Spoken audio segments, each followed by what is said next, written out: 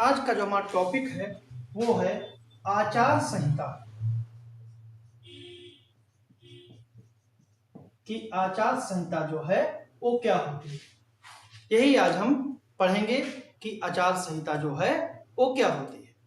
अभी हाल ही में 5 राज्यों में विधानसभा चुनाव की तारीखों का ऐलान हुआ, जिसमें कहा गया कि चुनाव 9 अप्रैल से प्रारंभ होकर और 4 मई को मतगणना हो। इन 5 राज्यों में पश्चिम बंगाल, असम, तमिलनाडु, केरल और केंद्र शासित प्रदेश पुदुचेरी शामिल है। यह मतदान पूरा होने नतीजे आने तक जो आचार संहिता लागू होती है वह जारी रहेगी। तो यही आज हम जानने का प्रयास करते हैं कि आचार संहिता होती क्या है। भारत निर्वाचन आयोग यानी इलेक्शन कमीशन ऑफ इंडिया जो है वो विधानसभा के चुनाव करवाता है और इलेक्शन कमीशन ऑफ इंडिया ही लोकसभा के चुनाव करवाता है और यही तारीखों की आधिकारिक घोषणा भी करता है। और जैसे ही आधिकारिक घोषणा होती है वैसे ही तुरंत प्रभाव से आचार संहिता लागू हो जाती है। आचार संहिता में नियम होते हैं जिनका पालन चुनाव के समय करना आवश्यक है और इसमें जरूरी नियम दिशा निर्देशों का एक सेट होता है जिन्हें राजनीतिक दल, उम्मीदवार और सरकार को चुनाव प्रक्रिया के दौरान पालन करना अनिवार्य होता है। इसे अंग्रेजी में मॉरल कोड ऑफ कंडक्ट यानी कि एमसीसी कहा जाता है। इसमें पार्टियों के पास अधिकार होता है, यदि कोई विवाद होता है तो वे पर्यवेक्षक आयोग में शिकायत दर्ज करवा सकते हैं।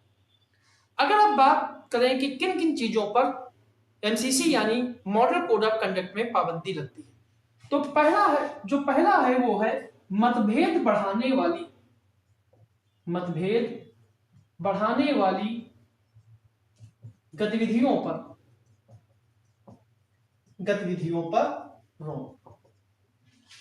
ठीक है, मतभेद बढ़ाने वाली कोई भी गतिविधियां नहीं होंगी। आचार संहिता लागू होते ही जाति, धर्म, भाषा, समुदायों के बीच मतभेद बढ़ाने वाली कोई भी गतिविधि नहीं होनी चाहिए। दूसरे दलों की आलोचना केवल नीतियों, कार्यक्रम, पिछले रिकॉर्ड पर होनी चाहिए। निजी जीवन, परिवार या बिना सबूत आरोप न लगाए जाएं। धर्म या जाति के नाम पर वोट मांगना मना है। इसके अलावा धार्मिक स्थलों का प्रचार के लिए कोई भी राजनीतिक दल इसका इस्तेमाल नहीं कर सकते। दूसरा पॉइंट है सरकार पर पाबंदी कि सरकार पर भी कुछ पाबंदियां लगा दी जाती है। आचार संहिता लागू होते ही नई सरकारी योजनाएं, अनुदान और परियोजनाओं की घोषणा नहीं हो सकती। शिलान्यास, लोकार्पण और कोई भी नया काम नहीं शुरू हो सकता, लेकिन पहले से चल रहे कार्य जारी रह सकते हैं। सरकारी गाड़ी, विमान, बंगला या मशीनरी का प्रचार में इस्तेमाल नहीं हो सकता।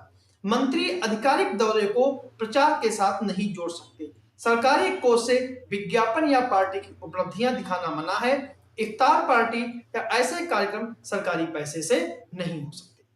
तीसरा है अधिकारी और प्रशासन।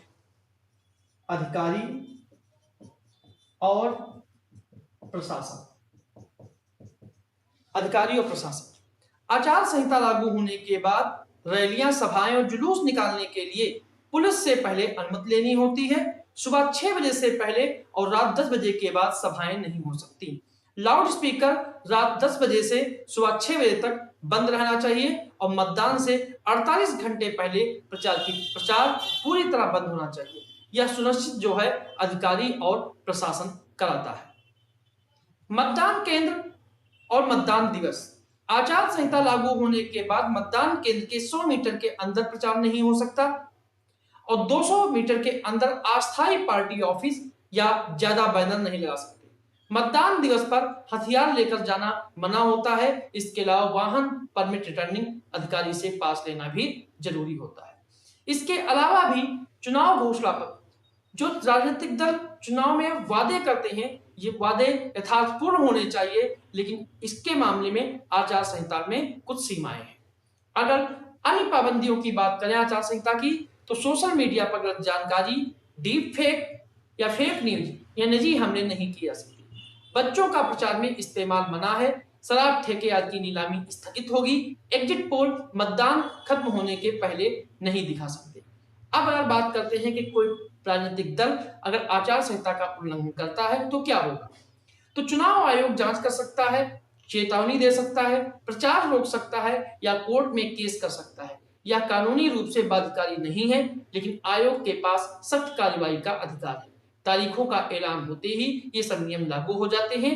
कोई भी दल या नेता इन्हें तोड़ेगा तो आयोग को तुरंत एक्शन लेना चाहिए या आयोग तुरंत एक्शन लेता है। तो ये था हमारा आचार संहिता जो है वो क्या होती है।